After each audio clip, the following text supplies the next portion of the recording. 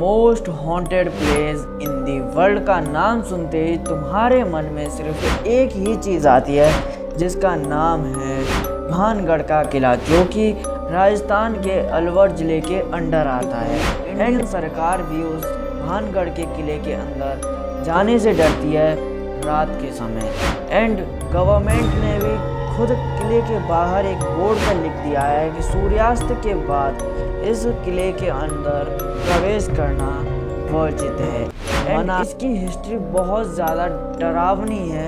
And उसी history के बारे में आज की इस वीडियो में हम बात करने वाले हैं। एंड इस वीडियो का शाउट आउट जाता है हिस्ट्री ओरिजिनल ऑफिशियल्स की तरफ से।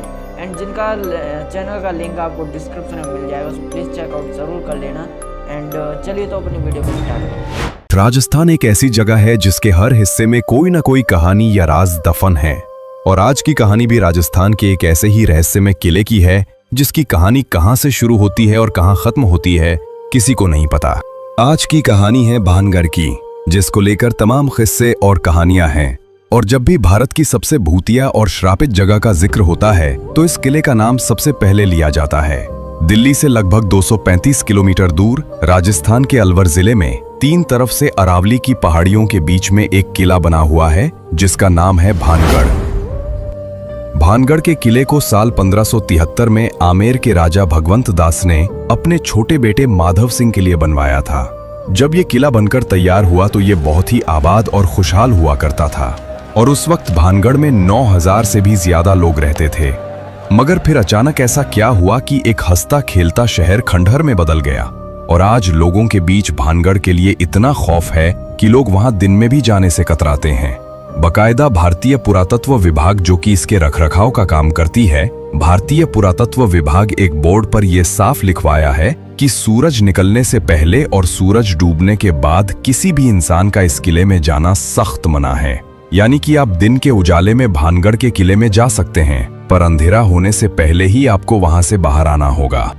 इस किले के खंडहर भूतिया होने के पीछे की वजह वैसे तो आज भी किसी को साफ साफ नहीं पता, मगर इसके बारे में कई कहानियां प्रचलित हैं। उन कहानियों में दो ऐसी कहानी हैं जिन पर लोग सबसे ज्यादा भरोसा करते हैं और सुनते सुनाते हैं। इनमें से पहली कहानी गुरु बालूनाथ से जुड़ी हुई है।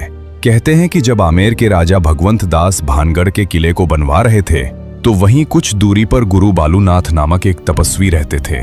जब उन्हें पता चला कि आमेर के राजा यहाँ पर एक भव्य किला बनवा रहे हैं तो उन्होंने राजा भगवंत दास के पास एक पैगाम भिजवाया और उन्हें अपने पास बुलवाया।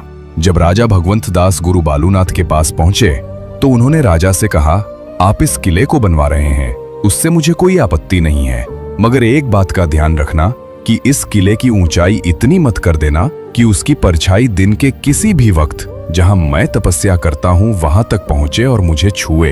उन दिनों जितने भी साधु संत और महात्मा हुआ करते थे सभी बहुत सिद्ध हुआ करते थे और सभी का बहुत आदर किया जाता था। उनकी कही किसी भी बात को हल्के में नहीं लिया जाता था। इसलिए राजा भगवंत दास ने गुरु बालूनाथ की बात को सुनने के बाद ठीक वैसा ही किया और भानगढ़ किले के किसी भी भाग की ऊंचाई इतनी नहीं रखवाई कि उसकी परछाई गुरु बालूनाथ तक पहुंच सके। गुरु बालूनाथ के इस बात का ख्याल अगली 2 पीढ़ियों तक रखा गया, मगर कहते हैं कि जब तीसरी पीढ़ी ने भानगढ़ की गद्दी संभाली तो उन्होंने इस बात को नजरअंदाज कर दिया और गुरु बालूनाथ की दी हुई चेतावनी को अनसुना कर दिया। इसके बाद उन्होंने भानगढ़ के किले को और ऊंचा करवा दिया, जिसकी वजह से उस किले की परछाई गुरु बालूनाथ तक पहुंच गई। जब भानगढ़ किले की परछाई ने गुरु बालूनाथ को छुआ तो उन्हें बहुत गुस्सा आया और उसी वक्त उन्होंने भानगढ़ को श्राप दिया कि भानगढ़ तबाह हो जाएगा। कहते हैं कि गुरु बालूनाथ के इसी श्राप के बाद भानगढ़ पर मुसीबत टूटी और पूरा भानगढ़ तबाह हो गया। इसके अलावा यह भी कहा जाता है कि 1783 में जो चालीसा अकाल आया था, जिसमें मरने वालों का आंकड़ा करोड़ों में था, वो अकाल गुरु बालूनाथ के शाप की वजह से ही आया था, जिसने भानगढ़ समेत पूरे उत्तर भारत के करोड़ों लोगों को भूखा मरने पर मजबूर कर दिया। बाद में ऐसा नहीं है कि किसी और ने वहां बसने की कोशिश नहीं की। कई लोगों ने भानगढ़ में बसना चाहा और कई लोगों ने वहां नए मकान बनाने की कोशिश भी की, मगर कहते हैं कि जो भी वहां मकान बनाता है उसकी छत कभी नहीं टिकती और हमेशा गिर जाती है। लोगों का मानना है कि ये सब शापित होने की वजह से ही होता है। अब दूसरी कहानी जिस पर लोग सबसे ज्यादा विश्वास करते हैं, वो कहानी एक राजकुमारी से जुड़ी है। कहते हैं कि एक वक्त जब भानगढ़ बहुत ही आबाद और खुशहाल हुआ करता था, तब इस किले के महल में एक राजकुमारी रहती थी जिनका नाम था रत्नावती। राजकुमारी रत्नावती बेहद ही खूबसूरत थीं और उनकी सुंदरता के चर्चे दूर दूर तक फैले हुए थे। आए दिन बड़े बड़े राजाओं की शादी के न्योते आते रहते थे। मगर इन राज्यों के अलावा एक और शख्स जो राजकुमारी रत्नावती का दीवाना था, उसका नाम था सिंधिया। सिंधिया एक तांत्रिक था और जब से उसने राजकुमारी रत्नावती को देखा, तभी से वो उसके ऊपर बुरी तरह फिदा हो गया था। अब वो किसी भी तरह राजकुमारी रत्नावती को पाना चाहता था, मगर उसे पता था कि वो सीधे तरीके से कभी भी राजकुमारी को नहीं पा सकता, क्योंकि कहां और संसार में रहने वाला एक तांत्रिक और कहां महलों में रहने वाली राजकुमारी। इसलिए उसने राजकुमारी रत्नावती को हासिल करने के लिए दूसरा तरीका ढूंढ निकाला और अब बस सही मौके की फिराक में लग गया। एक दिन आखिरकार उसे ये मौका मिल ही गया। उस दिन राजकुमारी रत्नावती की एक दासी भानगढ़ के बाजार में आई। दरअसल वो राजकुमारी के लिए बालों में लगाने वाला तेल खरीदने आई थी। तांत्रिक सिंधिया किसी ऐसे ही मौके की तलाश में था। जब वो दासी तेल खरीदकर वापस जाने लगी तो तांत्रिक सिंधिया ने उसे किसी बहाने से रोक लिया। क्योंकि वो तंत्र मंत्र में माहिर था, उसने दासी द्वारा लाई गई तेल की बोतल पर चुपके से काला जादू कर दिया। जब दासी राजकुमारी रत्नावती के पास पहुंची और तेल दिया तो राजकुमारी को कुछ शक हुआ। रत्नावती बहुत ही समझदार थी, इसलिए तेल को देखकर उन्हें पता चल गया कि इस पर किसी ने तंत्र मंत्र का इस्तेमाल किया है।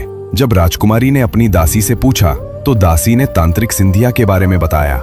सिंधिया का नाम सुनते ही राजकुमारी को पूरा माजरा समझ में आ गया और उन्होंने वो तेल की बोतल एक पत्थर पर दे मारी। इस वजह से तेल और उसका सारा जादू उस पत्थर में समा गया। अब वो पत्थर खुद ब खुद लुढ़क कर तांत्रिक सिंधिया की तरफ बढ़ने लगा। तांत्रिक ने देखा कि एक बड़ा पत्थर तेजी से उसकी तरफ बढ़ रहा है, तो उसे सारी बात समझने में देर नहीं लगी।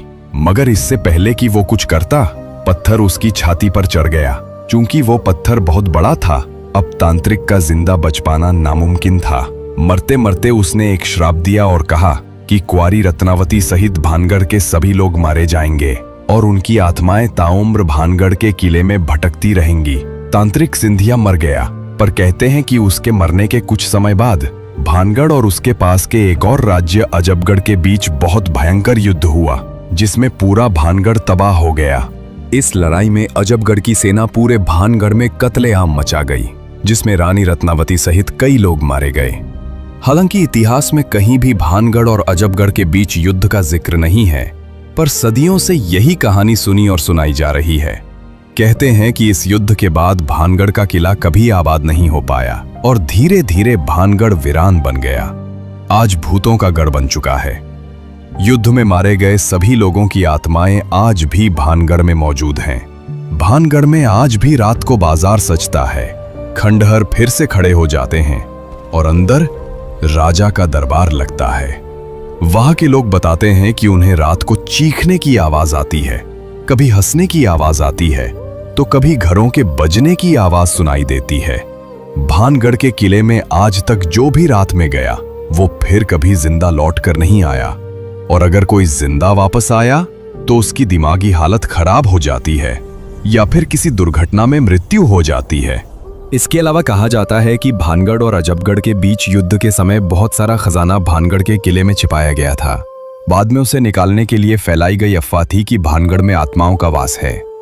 चूंकि भानगढ़ और अजबगढ़ के बीच हुए युद्ध का कोई ऐतिहासिक प्रमाण नहीं है, इसलिए खजाने की सच्चाई पर शक किया जाता है।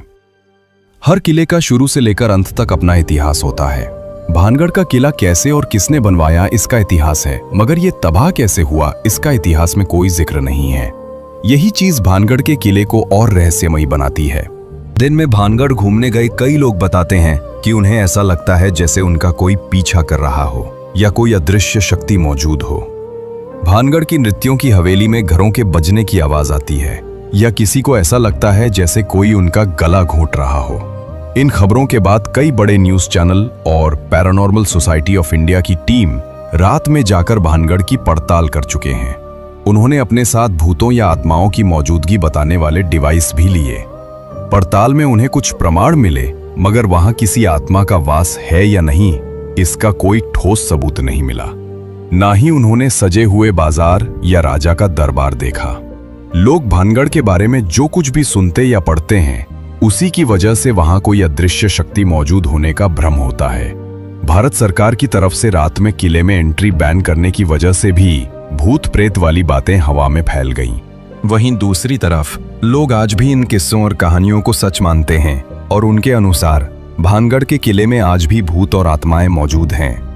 कुल मिलाकर आज भी किसी को नहीं पता कि 300 साल पहले भानगढ़ में ऐसा क्या हुआ कि वो वीरान और खंडर बन गया और पूरे भारत की सबसे डरावनी और भूतिया जगह बन गया। तो ये थी पूरी कहानी भूतों के गढ़ भानगढ़ की। मुझे उम्मीद है कि आपको मेरी जानकारी जरूर पसंद आई होगी। ये थी हमारी हॉरर वीडियो जो कि बहुत ज़्यादा खतरनाक थी एंड भानगढ़ के किले के ऊपर थी। एंड प्लीज़ हमारे इस चैनल को सब्सक्राइब कर लेना, वीडियो को लाइक कर देना, अच्छी लगी वो वीडियो तो फिर चलो, थैंक्स फॉर वॉचिंग।